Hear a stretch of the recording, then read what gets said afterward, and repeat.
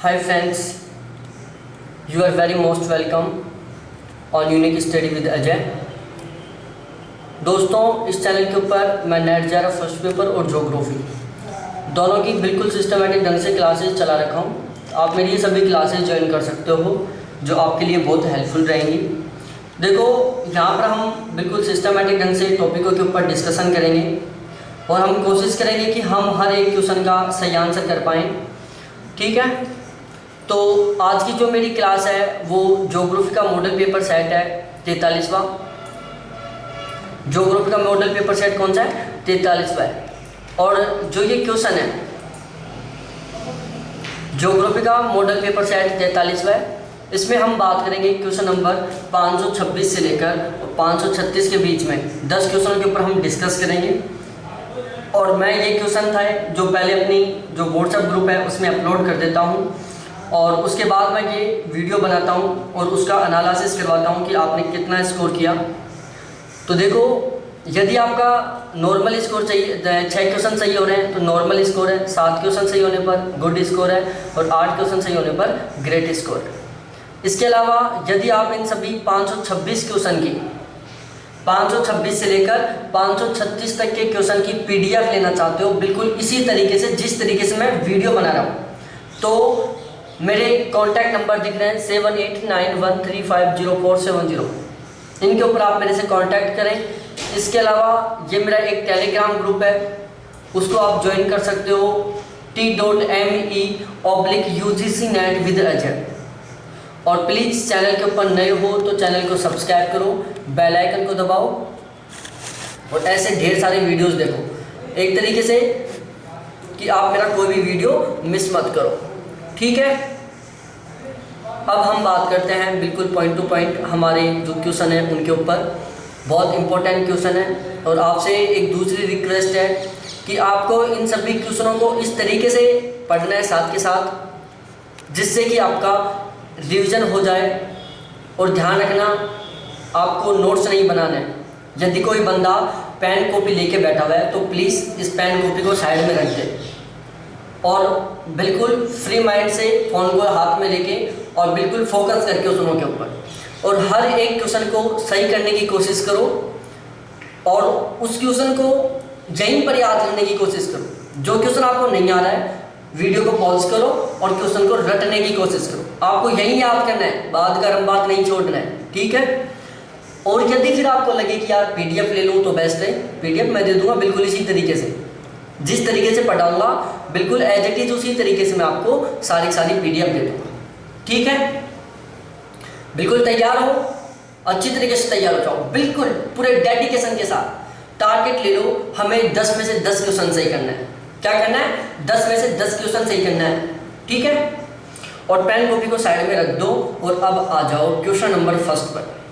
बिल्कुल स्टार्ट कर रहे हैं। ठीक है, तो भाई पहला क्वेश्चन है जो आपको डिस्प्ले पर दिख रहा है कि संगणन के लिए कौन से कारक उत्तरदायी है। संगणन के लिए कौन से कारक उत्तरदायी है? ठीक है, पहला कारक है वायु का नियत आयतन एवं उष्मांक तापमान।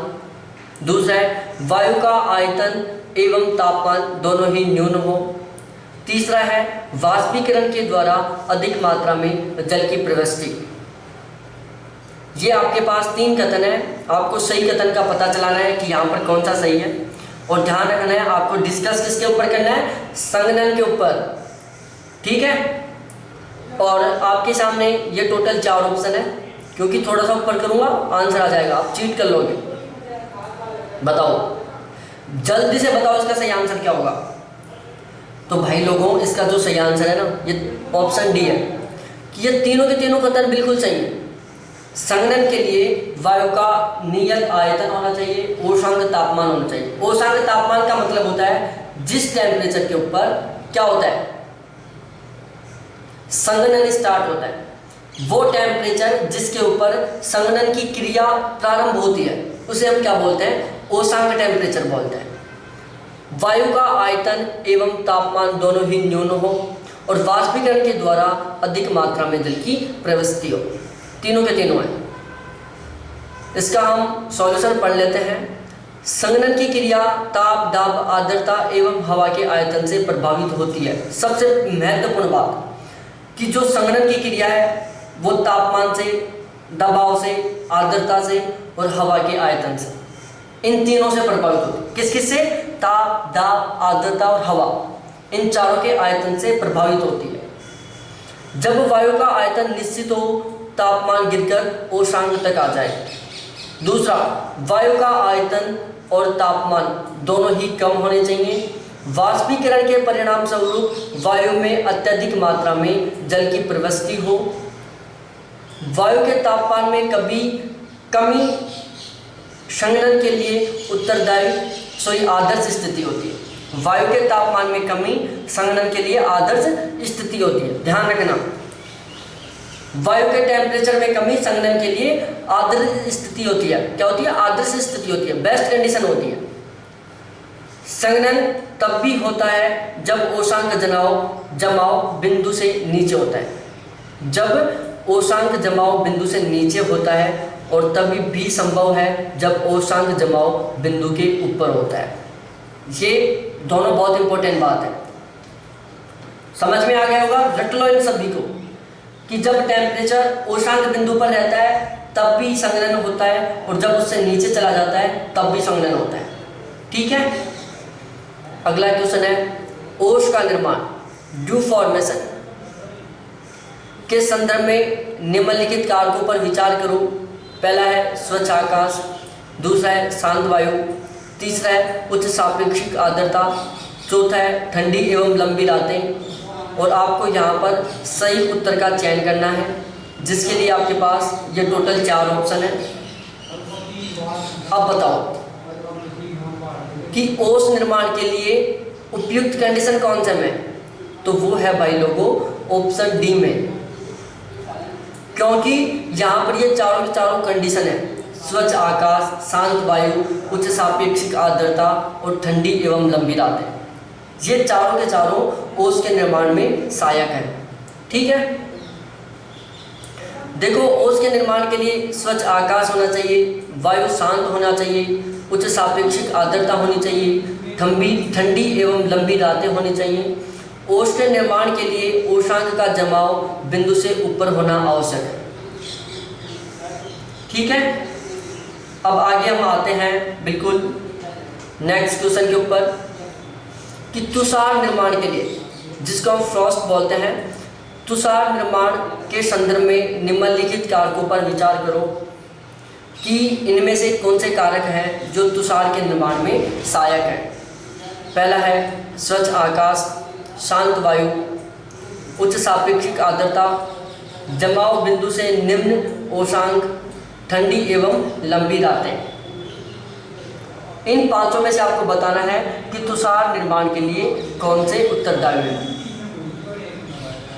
और ये आपके पास 4 ऑप्शन है, जिनमें आपको सही क्वेश्चन का चूज करना है कि यहाँ पर सही आंसर क्या होगा। बताओ भाई लोगों, इसका जो सही आंसर है ना वो है ऑप्शन डी, कि तुषार के निर्माण के लिए ये पांचों की पांचों कंडीशन होनी चाहिए। स्वच्छ आकाश भी होना चाहिए, शांत वायु भी होनी चाहिए, उच्च सापेक्षिक आर्द्रता भी होनी चाहिए, ठंडी लंबी रातें भी होनी चाहिए, वायु का तापमान जमाव बिंदु से नीचे भी होना चाहिए। ठीक है, अगला क्वेश्चन है क्वेश्चन नंबर 4, कोहरे के संदर्भ में निम्नलिखित कथनों पर विचार करो।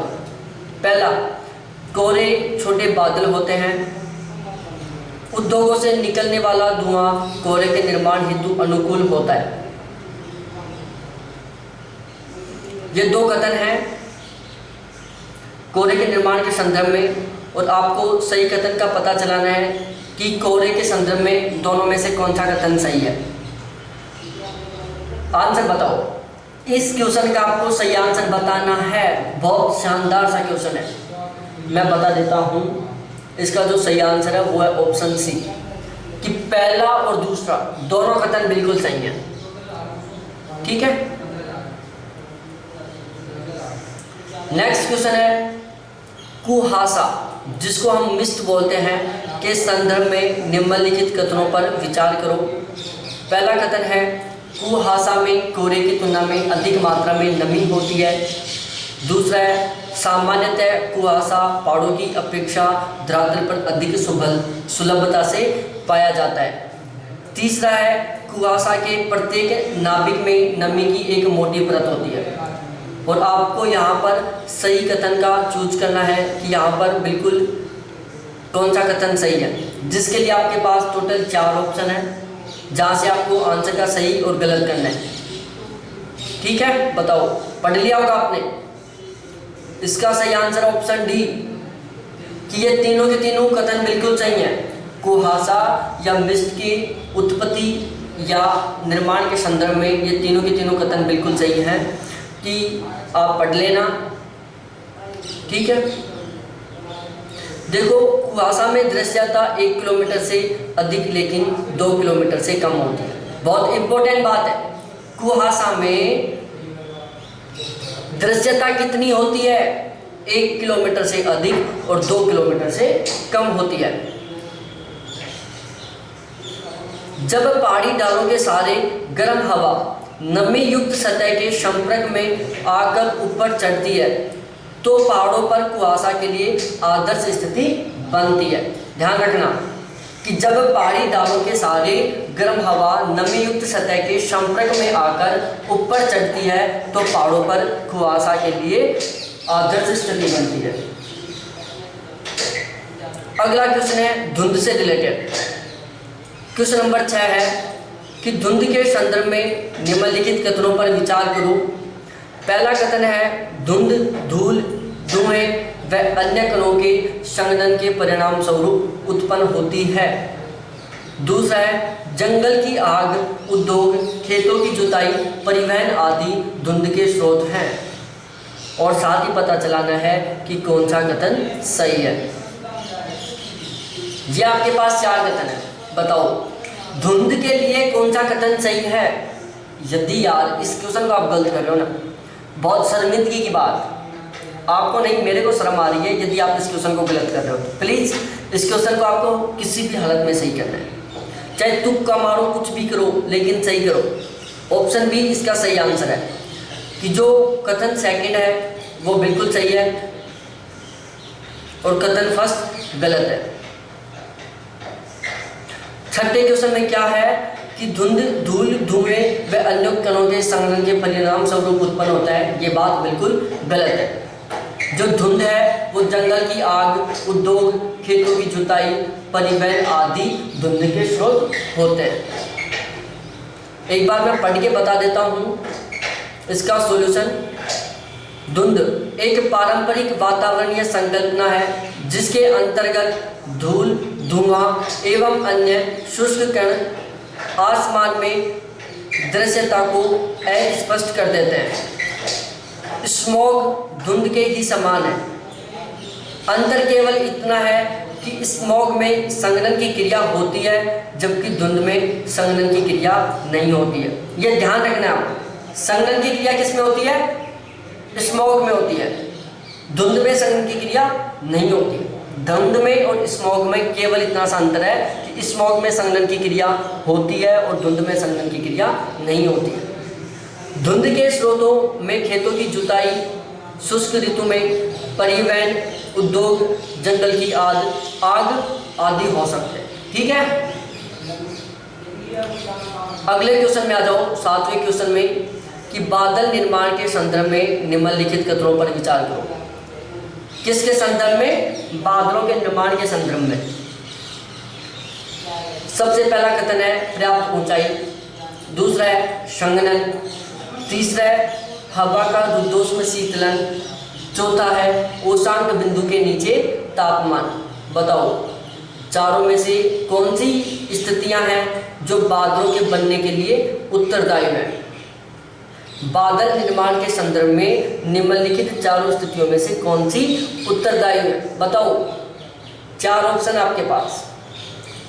शानदार सा सिंपल सा क्वेश्चन है, वैसे आपके लेवल का क्वेश्चन नहीं है क्योंकि ये बहुत सिंपल है, जिसका आंसर ऑप्शन डी है कि ये चारों की चारों स्थितियां हैं वो बादल के निर्माण में सहायक हैं। जैसे दरअसल बादल पानी की छोटी बूंदों या बर्फ के टुकड़े बर्फ के छोटे रवे की सहती होता है।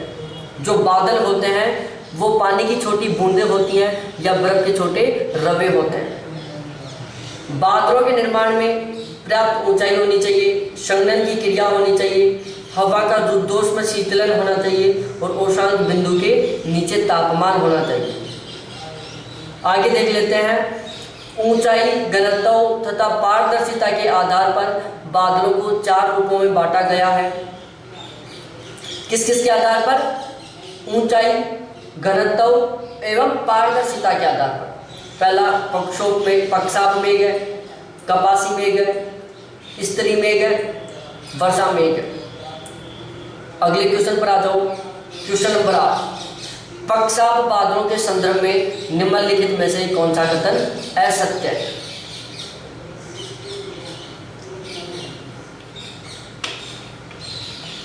पक्षाप बादलों के संदर्भ में कौन सा कथन असत्य है? कथन फर्स्ट, ये बादल 8 से 12 किलोमीटर की ऊंचाई पर निर्मित होते हैं। ये बादल घने एवं एकत्रित रूप में होते हैं। ये पंख के समान प्रतीत होते हैं। ये बादल हमेशा सफेद होते हैं। कौन सा गलत है बताओ? पक्षाप बादलों से रिलेटेड आपको बात करनी है तो भाई लोगों यहाँ पर जो ऑप्शन बी है ना वो बिल्कुल सही है कि ये बादल घने एवं एकत्रित होते हैं। ये बात बिल्कुल गलत है। देखो छोटी छोटी बातें बता देता हूँ। पक्षाप मेघ पतले बिखरे हुए बादल होते हैं जो पंख के समान प्रतीत होते हैं। जो पक्षाप मेघ होते हैं वो पतले और बिखरे हुए बादल होते हैं। ये पंख के समान दिखते हैं। साथ ही पलाव मेघों का निर्माण, जो पक्षाप मेघ होते हैं, पलाव नहीं है ये पक्षाप है। पक्षाप मेघों का निर्माण 8 से 12 किलोमीटर की ऊंचाई पर होता है और ये हमेशा सफ़ेद रंग के होते हैं। जब हम आकाश में देखते हैं खुले आकाश में तो जो हमें बिल्कुल ऊंचाई पर सफ़ेद सफ़ेद बादल दिखाई देते हैं रूई के समान, वो सारे क्या है? पक्षाप बादल है। अगले क्वेश्चन पर आ जाओ। कपासी मेघ के संदर्भ में निम्नलिखित कथनों पर विचार करो। किसके संदर्भ में? कपासी मेघ के संदर्भ में। पहला कथन, ये मेघ प्राय 4 से 7 किलोमीटर की ऊंचाई पर बनते हैं। ये चपटे आधार वाले होते हैं। कौन सा कथन सही है ये आपको बताना है। आपके पास टोटल 4 ऑप्शन है, बता दो थोड़ी सी दया मेहरबानी करके। तो भाई लोगों इसका जो सही आंसर है वो है ऑप्शन सी कि कपासी मेघों के संबंध में दोनों बातें बिल्कुल सही हैं। ये मेघ 4 से 7 किलोमीटर की ऊंचाई पर बनते हैं और ये चपटे आधार वाले होते हैं। अगला क्वेश्चन है क्वेश्चन नंबर 10वां। ये बादल आकाश में बहुत बड़े हिस्से में विस्तृत होते हैं जो सामान्यतः उष्मा के हास्य या अलग अलग तापमानों पर हवा के आपस में मिश्रण होने से बनते हैं। उपयुक्त विशेषताएं निम्नलिखित में से किस प्रकार के बादलों से संबंधित हैं? बताओ ये कौन से बादलों की विशेषता है? स्तरी मेघ, वर्षा मेघ, कपासी मेघ और पक्षाप मेघ। तो भाई लोगों जो ये विशेषता है वो है स्तरी मेघों की। कौन से मेघों की? स्तरी मेघों की। ठीक है। जो स्तरी मेघ होते हैं वो परतदार होते हैं। कैसे होते हैं? परतदार मेघ होते हैं। तो आज का हमारा ये वीडियो कंप्लीट हुआ। अब मैं आपका रिवीजन करवा देता हूँ। इसके लिए आपको अपना जो नोटबुक है उसको बंद कर दो यदि आप बाई चांस नोट्स बना रहे हो तो, और अपना जो दिमाग है उसकी बत्तियों को खोल लो, बिल्कुल ओपन कर लो अपने दिमाग को और मेरे हर एक क्वेश्चन का आंसर देने की कोशिश करो। क्या करो? मेरे हर एक क्वेश्चन का आंसर देने की कोशिश करो। पीडीएफ लेने के लिए और व्हाट्सएप ग्रुप में ऐड होने के लिए इन कॉन्टैक्ट नंबरों पर कॉन्टैक्ट करो। चलो सबसे पहले बताओ संघनन क्या होता है? संघनन की सबसे ज़्यादा जरूरत किस में पड़ती है? तो संघनन एक वो प्रक्रिया है जिसके द्वारा बरसात होती है। सीधे से शब्दों में बता रहा हूँ मैं। बाकी संघनन क्या होता है बुक में अच्छी तरीके से दिया हुआ है, अच्छी तरीके से आप पढ़े हुए हो, खुद उसका आंसर देना। ठीक है।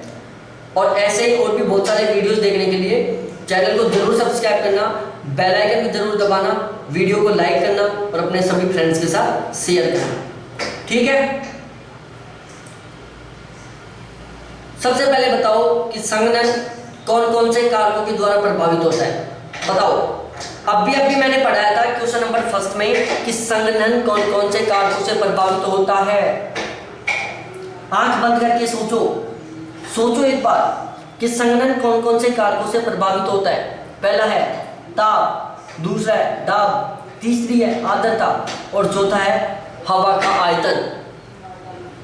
ताप, दाब, आर्द्रता और वायु के आयतन, इन चारों से संघनन प्रभावित होता है। क्या होता है? संघनन प्रभावित होता है। देखो, वायु के तापमान में कमी संघनन के लिए सबसे आदर्श विशेषता है कि जो हवा का टेम्परेचर है उसमें जब कमी आती है तो ये स्थिति संघनन के लिए सबसे बेस्ट कंडीशन है। संघनन के लिए जो टेम्परेचर है वो तो या तो औशांक बिंदु पर होना चाहिए या औशांक बिंदु से नीचे होना चाहिए। यदि टेम्परेचर औशांक बिंदु से ऊपर रहता है तो संघनन कभी भी नहीं होगा। संघनन तब प्रारंभ होगा जब टेम्परेचर औशांक बिंदु पर आएगा या फिर इससे नीचे जाएगा।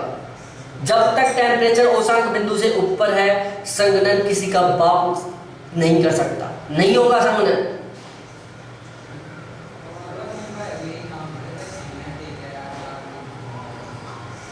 ओस क्या है? रेगुलर शब्द सुनते हो, जब सर्दियां पड़ती थी तब खेतों में बाहर निकलते हैं तब ऐसे बोलता है यार ओस में भीग जाएंगे, यार बाहर नहीं चलेंगे, हम गार्डन में नहीं घूमेंगे, ओस में भीग जाएंगे। ओस का निर्माण कैसे कैसे होता है? कौन कौन सी चार आदर्श स्थिति हैं जो ओस के निर्माण में सहायक हैं? बताओ, आंख बंद करके बताओ। पहली है स्वच्छ आकाश, दूसरा है शांत वायु, तीसरा है उच्च सापेक्षिक आर्द्रता और चौथी है ठंडी और लंबी रातें। इन चार कंडीशन ऐसी हैं जो ओस के निर्माण में सहायक है। सर्दियां पड़ती हैं, दिन छोटे रात बड़े हो जाते हैं, टेम्परेचर कम हो जाता है, एक सीधी सी बात है। एक पॉइंट आपको याद हो गया, हवा बहुत कम चलती है क्योंकि जब तेज हवा चलती है तो क्या होता है, ओस को उड़ा के लेके चली जाती है, ओस को जमने नहीं देती है। जब बादल होंगे आसमान में तो भी ओस नहीं पड़ेगी। ये क्वेश्चन आप यदि गांव से हो तो बिल्कुल आसानी से सही कर सकते हो। गांव से हो बिल्कुल आसानी से सॉल्व कर सकते हो ये क्वेश्चन। एक दिन खेतों में बाहर घूमो, या यदि आप सिटी से हो तो भी ये क्वेश्चन बिल्कुल सही कर सकते हो क्योंकि आप गार्डनों में घूमते हो। किस दिन ओस पड़ रही है, किस दिन ओस नहीं पड़ रही है, सारा आपको पता है। उसके बाद है तुषार। क्या है तुषार? जो तुषार बनने की क्रिया है वो ओस बनने की क्रिया से थोड़ा सा अलग है।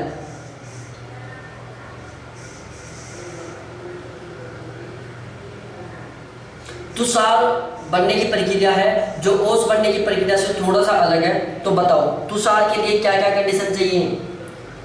स्वच्छ आकाश चाहिए, शांत वायु चाहिए, उच्च सापेक्षिक आर्द्रता चाहिए, ठंडी लंबी रातें चाहिए, वायु का तापमान जमाव बिंदु से नीचे होना चाहिए। सबसे मेन बात, तुषार के लिए टेम्परेचर है जो जमाव बिंदु से नीचे होना चाहिए। ठीक है, नेक्स्ट क्वेश्चन,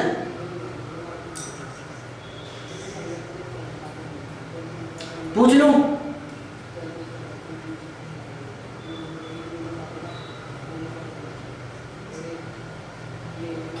कोहरा और कुहासा में क्या अंतर है? सोचो, कोहरा और कुहासा में क्या अंतर है? What is the difference between, Hindi में बोल रहा हूँ, कोहरा और कुहासा। बताओ दोनों में क्या अंतर है? देखो भाई, जो कुहासा है कोहरा की अपेक्षा अधिक नमी धारण करता है। क्या? जो कोहरा है वो कुहासा की अपेक्षा अधिक नमी धारण करता है। ध्यान कर लो, कुहासा कोहरे की अपेक्षा अधिक नमी धारण करता है। और जो कुहासा होता है उसमें जो दृश्यता, कुहासा में दृश्यता 1 किलोमीटर से लेकर 2 किलोमीटर के बीच में होती है। 2 किलोमीटर से ज़्यादा नहीं जाती दृश्यता कुहासा में और 1 किलोमीटर से कम नहीं रहती। अगला क्वेश्चन,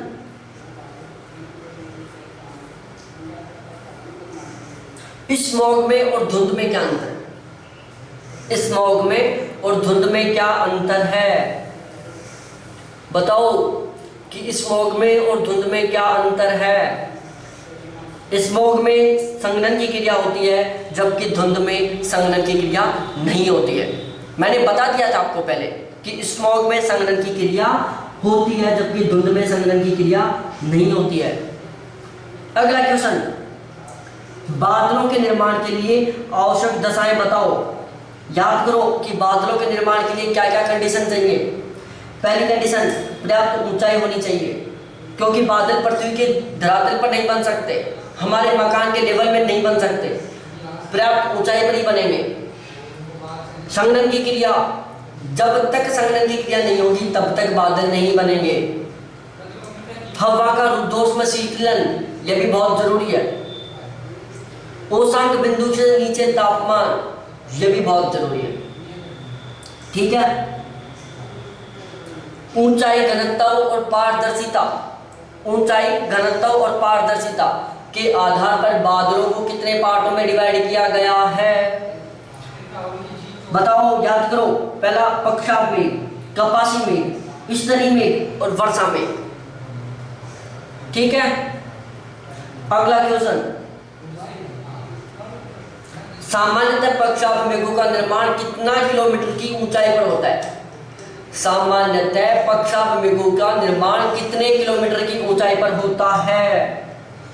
भाई साहब, होता है वो 8 से 12 किलोमीटर की ऊंचाई पर। और पक्षाघ मेघों का जो निर्माण है वो 8 से 12 किलोमीटर की ऊंचाई पर होता है और ये सबसे अधिक ऊंचाई पर पाए जाने वाले बादल होते हैं। जब हम आकाश में देखते हैं तो हमें जो बिल्कुल सफेद सफेद बादल दिखाई देते हैं वो पक्षाघ मेघ होते हैं, जिनमें से एरोप्लेन क्रॉस होती हुई दिखती है। ठीक है।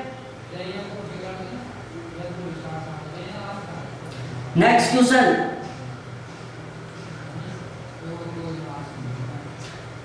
रुई के समान कौन से मेघ दिखाई देते हैं? रुई के समान कौन से मेघ दिखाई देते हैं? तो रुई के समान दिखाई देते हैं कपासी मेघ, नाम से ही पता चल रहा है।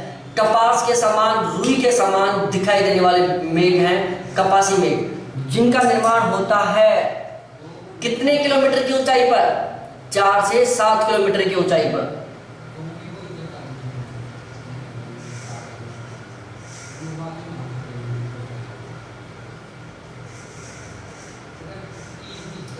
तो मैंने पहले आपको वैसे याद करवा दिया, फिर उसके बाद मैंने आपका एक बार याद करने के लिए खुद को बोल दिया, फिर मैंने आपका रिवीजन करवा दिया। अब आपको ये सारे 10 क्वेश्चन याद हो गए होंगे, आपकी जो परमानेंट मेमोरी है उसमें घुस गए होंगे। अब यदि आपको ज़रूरत लग रही है कि हमें इन सभी क्वेश्चन की एक साथ PDF चाहिए जिससे हम इनका प्रिंट निकलवा के और बिल्कुल आसानी से पढ़ सकें, इनका रिवीजन कर सकें, तो आपको सामने मेरे कॉन्टैक्ट नंबर दिख रहे हैं, उसको आप मेरे से वहाँ से PDF ले सकते हो। इसके अलावा दोस्तों, नेट JRF के लिए और सेट के एग्ज़ाम के लिए और असिस्टेंट प्रोफेसर के लिए मैं एक व्हाट्सएप ग्रुप बना रखा हूँ। आप उस व्हाट्सएप ग्रुप में जुड़े, आपको बहुत हेल्प मिलेगी। आपको यहाँ पर बहुत अच्छा कंटेंट मिलेगा, आपको बहुत अच्छी हेल्प मिलेगी, आपको बहुत अच्छा गाइडलाइन मिलेगा। तो आप प्लीज़ इस व्हाट्सएप ग्रुप में ज़रूर जुड़ें।